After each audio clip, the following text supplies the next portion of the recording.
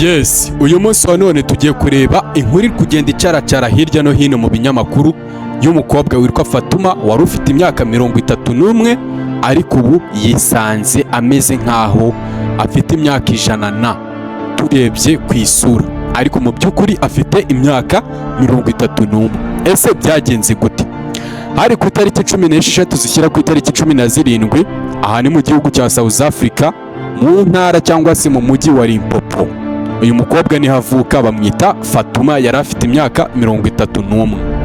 Uyu mukobwa yaje kuba yahuriramo n'umushoramari barenjoyinga, yari ari kumwe n'abashuti biwe, ibintu byose barabikorana n'abashuti biwe babagurira hamwe. Uyu mukobwa kuko yari ari kumwe n'umuntu bahuriyemo batajyanyemo atazi n'uwa ari uwahihe. Uyu mugabo baje kuba bakumvikana, baratahana, barara muri lodge imwe ijoro ryose, barispendingana bishimye, ariko nyuma yaho byaje kuba byaba amarira kuri uyu mukobwa. Uyu mugabo rero yamwishyuye amafaranga yose pe, amwishyura neza, amushyiraho n'udutipu bagenzi be, arabategera, ibintu byose abimukorera neza ku bijyanye n'amafaranga bari bumvikanye. Ariko nyuma yaho uyu mukobwa ntabwo yaje kuba yanyurwa, bivugwa ko yajyanye amafaranga ageze ku bihumbi 20 by'idolari by'uyu mugabo bari bararanye. Uyu mukobwa ikintu cyaje kuba cyakurikira, hashize isaha imwe uwo mugabo avuye kuri lodge ahantu bari bararanye, we yabyutse agenda amusiga aho ngaho. Hashize isaha imwe aragaruka, agarutse aramubaza nta mafaranga yanjye. Umukobwa aratsemba arahakana ngo nta mafaranga zanjye. Iki kiganiro rwose niba uri umukobwa cyangwa ukaba uri umusore ukaba uri umupapa, ahangaha nta muntu utavanamo isomo, kuko ni henshi cyane uzabisanga. Byaje kuba byagenda gute? Umukobwa arahakana, umugabo aramwinginga, arapfukama, yari umunyamahanga waje muri business muri South Africa. Umukobwa aratsemba aravuga iki gihugu ko nkibona bari kubangamira abanyamahanga cyane, sinateza induru, reka nigendere. Umukobwa ava aho ngaho aragendana n'umugabo yahise agenda. Nyuma y'iminsi 3 ibyo byose bibaye, ubwo wibuke ko yari ku itariki 17, bararanye ku itariki 16, bucya ari 17, ubwo uwo mugabo yahise kagenda 18, 19 kuri 20. Ciyemo iminsi 3, umugabo yaramutelefonnye aramubwira n'ubu ntabwo uri bumpa amafaranga yanjye, kuko ahantu twararanye nasizemo amafaranga 20,000 by'idolari, ngarutse warampakaniye umbwira ko nta mafaranga ahari. Uyu mukobwa rero yaramubwiye njyewe nta kintu ndi kuvugana nawe, niba ari n'amafaranga n'isambu irashya n'indege irashya. Ni gutyo yamubwiye. Umugabo hashize iminsi umukobwa atangira kubona isura nyine itangiye kugenda ikobana, ahinduka agakecuru gake gake. Muraza kuba mwamubona muri screen yanyu. Uyu mukobwa urabona hano imbere yari akiri umukobwa mutoya mwiza rwose, ubona ari wa mukobwa ushimishije, afite n'abashuti biwe beza, ari wa mukobwa witera ka make-up kakamufata, ubona nyine akiri umwana mutoya ufite ejo hazaza. Kandi mu bari bamuzi bose batanze ubuhamya nk'uko bari bamuzi, kuko abenshi bo nta nubwo babyemeraga muri bamwe bo mu miryango yabo, kwa kundi umwana ava mu cyaro akajya kwibera mu mijyi. Nyuma yaho ikibazo cyaza kumubaho, bamureba ukuntu ameze bakatangara, bakabona umuntu wari ufite imyaka 31 mu minsi 3 ahindutse umukecuru nk'imyaka 100 nk'uko mubibona rwose, namwe murabona ko ashaje cyane. So uyu mukobwa we yatangiye avuga ko uyu mugabo yari umugabo usanzwe w'umwirabura, uko bisa kose ashobora kuba yaturukaga za Kongo, kuko yavugaga iringara n'igifaransa agenda acanga. Murabizi ko abakobwa bazi ko abagabo benshi bafite amafaranga, yabonye nk'ikigabo rero ari buze kuba yagira gutya akavuga kirama amafaranga rwose ntabwo yaheza. Yanze guheza rero aravuga ngo ayo mafaranga ngombe nyakorere. Bari bamuhaye amafaranga n'ibihumbi 2 by'idolari, bamunywesheje, bamurishije n'abashuti biwe babarishije babanywesheje, mbega ijoro ryose barimaze bari kwenjoyinga. Ariko ntabwo byarangiriye aho ngaho. Uyu mukobwa ntabwo yaje kuba yanyurwa ayo mafaranga, n'ubundi bivuga yuko yayatsindiye, nawe yaje kuba yabyemera kubona amafaranga nk'ayo ngayo ibihumbi 20 by'idolari. Yahise yumva ko ubuzima bwe buhindutse, yumva nyine ageze ahantu imyaka ye yose yamaze akora ataragera kuri izo nzozi, yumva nyine arakize. Ariko ntabwo byaje kuba byatinda, uyu mukobwa yaje kuba yatsindira ayo mafaranga, uwo mugabo nawe arigendera. Nyuma yaho bivuga yuko yaje kuba yarogwa n'uwo mugabo. Kubera iki? Ayo mafaranga ibihumbi 20 by'idolari. Umunsi wa mbere umukobwa yarabyutse nyine kwa kundi uba ubyutse mu gitondo ukabona isura yakobanye, kavuga okay, nshobora kuba ari uko mbyutse cyangwa se ari uko maze iminsi ndya ibintu bibi cyangwa se ari amazi noga. Ntiyabitindaho, nijoro abona nabwo isura yahindutse, yamaze guta forme. Ntago akiri wa mukobwa wisiga twa make-up twose abakobwa bitera kugira bahinduke beza. No, ntago ariko byari bikimeze. Ahubwo uyu mukobwa we yatangiye kugenda azana iminkanyari gake gake, abona mu mpanga hari kuzamo iminkanyari. Umunsi wa kabiri atangira kugenda ananuka mu buryo bukabije. Umunsi wa gatatu yari yamaze kuba umukecuru rwimbi, natangiye guterekaho udukote. Urabona ko akunda umukecuru aba ari ku zuba akumva arakonje, nyine akamera nk'umuntu umaze imyaka nk'ijana kuri iyi si. Atangira kugenda yunamye, mbega uko umunsi uko amasaha agenda ashira nuko agenda asaza. Ibi byabaye mu ntara ya Limpopo, aha ni mu mujyi wo muri South Africa. Kandi ibi bintu bakavuga yuko ngo biheze cyane, ndetse no mu tundi turere ibyo bintu byagiye biba cyane. Na hano muri East Africa muzagenda mwumva ahantu henshi byagiye biba. Ni ukuvuga ngo ibi bintu bireze. Akenshi ubundi usanga ari kesi ziri kugenda ziba ku bakobwa, aho usanga umukobwa yasohokanye n'umunyamahanga. Buriya abakobwa burana ari akantu batajya bagira ko gushishoza. Agenda mu kabari asangiye n'umuntu atazi, amuhaye amafaranga ye. Noneho usanga nk'umuntu w'umunyamahanga yaje muri icyo gihugu nta kindi kintu nyine ashobora kuba yakoreramo nka South Africa. Uyu mugabo rero yanze kuba yatera induru, aragenda. Amaze kugenda ahamagara umukobwa kuri telefone, umukobwa yanga kuyifata. Umunsi ukurikiye ubundi umukobwa yatangiye gufata telefone, ariko bamaze kubona ko ari ikintu cyatangiye kugenda gihinduka. Ni ubwo yaje kuba yatekereza, aravuga ese mu bantu tumaze iminsi tuhura ninde muntu naba narahemukiye. Niho yaje kwibuka neza ko ari umugabo maze iminsi bahuye, ariko ubwiwe ntabwo yabyumvishaga uburyo yaba yarahuye n'umukire akamuha amafaranga, nyuma yaho akajya kumurogesha. So uyu mugabo bikavuga ko ari umukongomani w'Kinshasa waje kuba ari muri South Africa.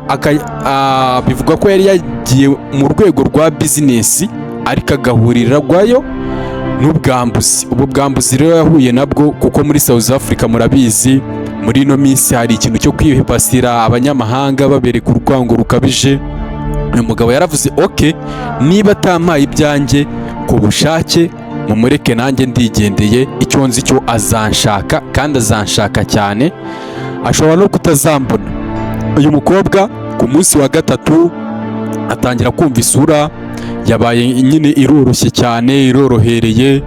Ahamagara abavandimwe, bashaka abavuzi ba gakondo. Abavuzi ba gakondo nibo baje kumubwira ngo warozwe, tubwira ikibazo ahantu kiri, ari nde mufitanye ikibazo ushobora kuba wakuroze, udusobanurire. Uyu mukobwa rero nibwo yaje kuba yasubiza amaso inyuma, asanga hari amafaranga yabitse atarayiwe ageze ku bihumbi 20 by'idolari. Ariko mbere y'uko ayo mafaranga atangira guhindura isura, uwo mugabo yaramubwiye ngo njyewe amafaranga unjyanye mfite amafaranga menshi. Mu mafaranga ujyanye nari kugusigiramo amafaranga ibihumbi 10 by'idolari, nanjye ibihumbi 10 by'idolari hagira ikintu mbikoresha muri business zanjye. Ubwiwe yari ari kuvuga ko hari kampani agiye gutangiza ni amafaranga bundi yari yajyanye yo gutangiza kampani yiwe, kwa kundi umukire bavuga ngo jyanye amafaranga ya naya, hari amafaranga nzagenda nsiga mu bantu bazaba bari kunkorera deal yo gushinga umushinga. Muri ayo mafaranga rero yari yajyanye yose, urumva ko yari yatangiye no kuyenjoyingamo, ariko byarangiye muri ayo mafaranga yose icyo yayateguriye n'ubundi nta gikozwe. Ayo mafaranga yose yari yajyanywe n'umuntu umwe. Mwibuke neza ko yabanje guhura n'uyu mukobwa, bagahurira Limpopo mu kabyiniro, bakabyina bakanywa, agasangira n'abashuti babo bakobwa, bakenjoyinga. Ariko muri no minsi murabizi hari ukuntu uhura n'umukobwa waba ukimugurira akazana n'abashuti biwe, waba uri umugabo udafite ikibazo rwose nabo ukabatamo. Umukobwa rero aza kuryoherwa, aravuga nahuye n'umukire, reka nze tumukure iryinyo. Nyuma yo kumukura iryinyo ashyiraho n'ikintu bita kwiba, ka kageso n'ubundi. So uyu mugabo ikintu yaje kuba yakisubirira iwabo, asubira iwabo rwose, arongera arahamagara umukobwa, aramuhakanira, aramugana indege irashya.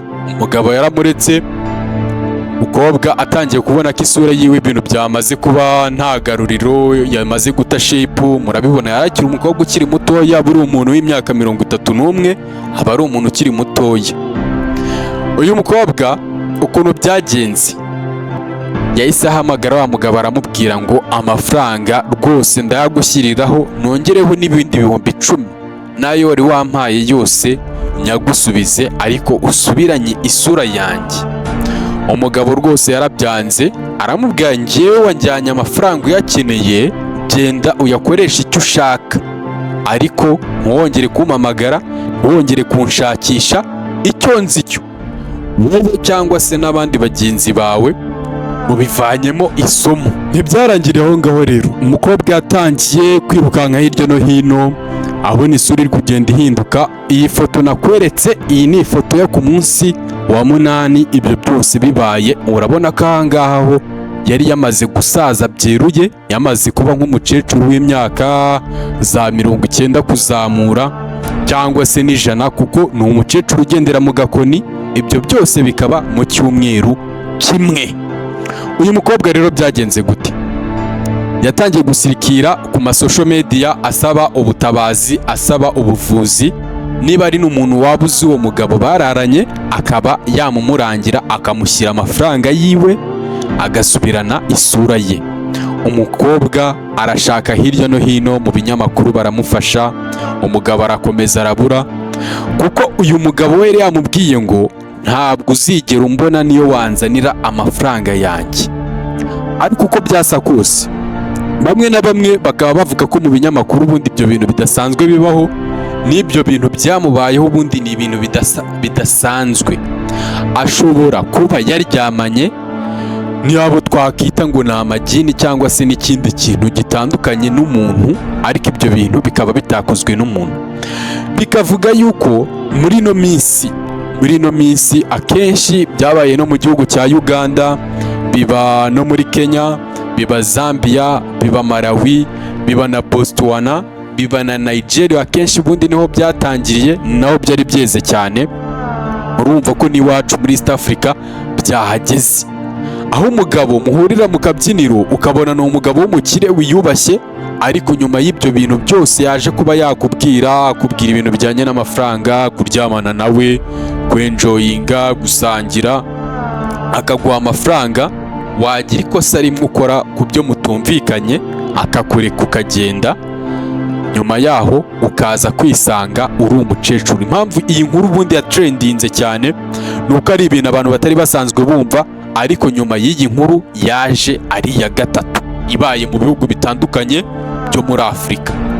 Henshi bakibaza ese abakobwa ni ibiki byababayeho, aho usanga umwana w'umukobwa ahurira n'umugabo mu kabyiniro, umugabo batari muri generasiyo imwe, akamwumvisha uburyo hari ibintu ashobora kuba yamugezaho, hari inzozi ashobora kuba yamugezaho, hari akazi ashobora kuba yamuha, ariko ikintu cyihishe inyuma y'ibyo bintu hari ibintu bibi cyane bibera inyuma y'inkuta z'ayo maroji, z'ayo mahoteli n'ibindi bitandukanye ahantu bahurira n'abo bagabo.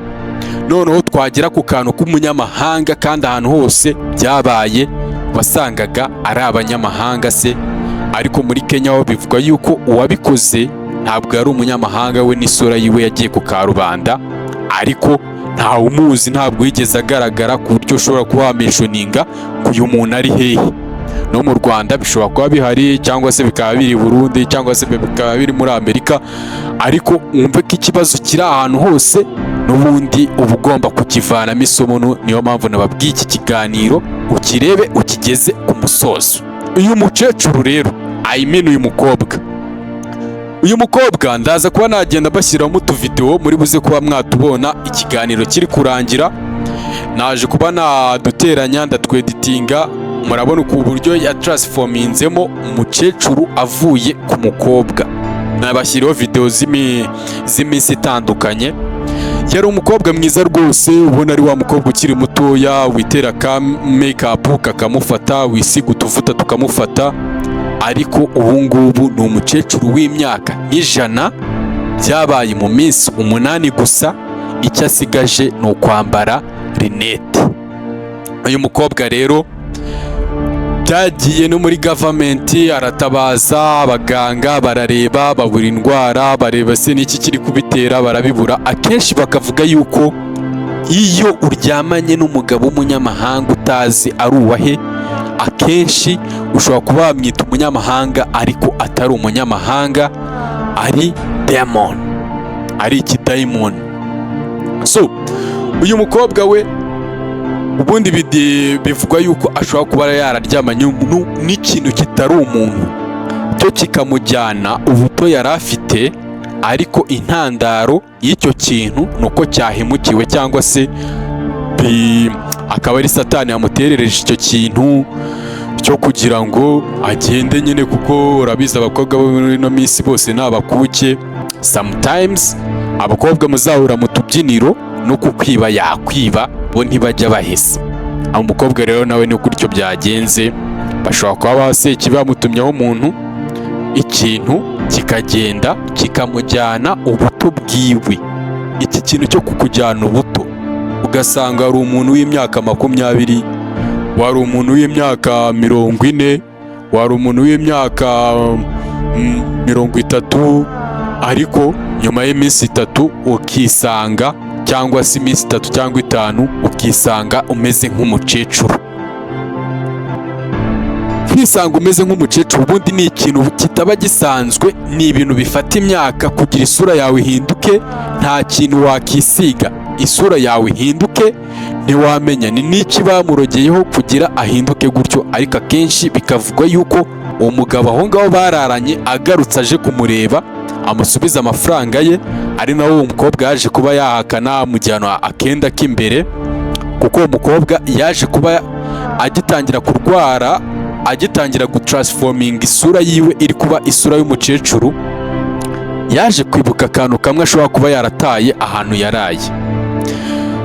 Aragenda asubira kuri rojano baraye, abajije baramubwira reka nta kintu hano twavanyemo, mu bintu twavanyemo baramwereka, asanga ni ibintu biri aho ngaho n'ubundi bisanzwe byo kurya bari bafite mu kambaraje, naho ibindi byo ntabyo yari yacyuye. Kwibutsa neza ko bari bamujyanye underwear cyangwa se kenda k'imbere, barakajyana aho ngaho. N'icyo kibazo, iyo kesi yagiye iba muri Kenya byarabaye nk'uko nabibabwiye, muri Uganda byarabaye, Nigeria, mbega ahantu hose wasangaga abo bakobwa, si uko ngo yaba yakujyanye ikintu, no, ntabwo ari gutyo ho byari bimeze, ahubwo apfa kuba yamaze gufata ikintu kijyanye n'isura yawe gutyo gusa, n'isura yawe mwavuganye, noneho akarusho mwaba mwaryamanye. Ubundi akenshi mu minsi iri imbere ndabakorera ikiganiro kivuga uburyo hari ibintu biri spirituel, ibintu by'umwuka. Abantu murabizi ubundi ibintu by'imyuka akenshi iyo bitransforminga biva ku muntu umwe bijya ku wundi, akenshi bikunda kubera mu mibonano mpuzabitsina. Icyo kiganiro nzakibakorera, niba ari ahantu uzi ukunda kujya rwose unabicikeho, kuko biriya byo birakanyagwa. So uyu mukobwa we yaje gusubira aho ngaho, baramubwira mu bintu twahavanye, baramwereka ibi ngibi n'ibi ntabyo twabonye. Umukobwa aratungurwa, biramucanga cyane, ariko mu by'ukuri n'ubundi story yari yamaze kwizinga, byamubayeho nta kintu kiri busubire inyuma. Uyu mukobwa rero nibwo yaje kuba yavuga gutya, reka njye no kuri platform zitandukanye ndebe ko ari ikintu bamfasha, abantu banzi bamfashe, kuko yari umukobwa mwiza uzwi, umusitari muri South Africa kandi ufite n'igikundiro. Ariko nyuma y'ibyo byose isura yiwe yarebwe na benshi, baratungurwa, benshi na n'ubu ntabwo babyizera, kuko nanjye uyu mukobwa nari muzi ari umusitari. Mwabonye video iri gutangira, muzi kuba mwasubiza inyuma muraza kumubona ari gutera umupira. Yari umukobwa ukomeye, yari umukobwa ushinze, yari umukobwa nyine nakubwira ni wa mukobwa wisigaga make-up ikamufata. Ariko ubu ngubu byarangiranye n'igihe, ameze nk'umukecuru uri kubura iminsi mikeya, uri mu myaka 100 ugira haburiho gato yambara rineti. Niyo kategori yisanzemo, niyo generation yisanzemo y'umuntu ufite imyaka 100, ariko ni ku isura. Ku myaka afite imyaka 31 nk'uko umubona aho ngaho kuri screen yawe. Ni umukecuru w'imyaka 31, ariko nabwo akaba umwana w'imyaka 100 ku bijyanye n'isura. So uyu mugabo rero fone yiwe nyuma yaho yaje kuba yavaho, barayikompoza, nta wari umuzi. Abantu banywereye mu kabyiniro bagiye kuri CCTV zaho ntibamubona. Wumve ko ahantu yari ari kumwe n'abashuti biwe, ari kumwe n'uwo mugabo n'abandi bantu yasanze aho ngaho bari kumwe, rwose baryoheje. Ariko bareba kuri CCTV kamera uwo muntu ntibamubone, bari kumwe uwo muntu wabaguriye. Ariko bakabona abantu bose nyine nk'uko bari bicaye ku matebo, uko bari bicaye kwa kundi mba muri abantu 8 n'uri kubagurira wa 9 bicayemo hagati, namwe mumubona physically amaso ku maso. Ariko bajya kuri kamera ntibagira umuntu babona. Uyu mukobwa nyuma y'ibyo byose bimaze kuba, bagiye no ku bantu babaseriviye, baravuga se twaba twahuye n'umuzimu, twaba twahuye, birabacanga. Bagiye kuri kamera babaza n'abaseriveri babakiriye, baravuga umuntu yari ahari twabonaga ari umukire, ibintu byose ari kugura amashampagne, ibintu byose babitayemo nyine ubona benjoyinze pe. Ariko uwo mukobwa nyine byaje kurangira. Uyu mukecuru na n'uyu munsi ikibazo kiracyakomeje, umunsi ku munsi agenda asaza, umunsi ku munsi agenda asaza. So nahangaha turangirije ikiganiro cyacu. Reba hasi urebe ko wakoze subscribe, tujye tubana 5 kuri 5 nk'ibisanzwe. Ni Kelvis Bro, ciao ciao.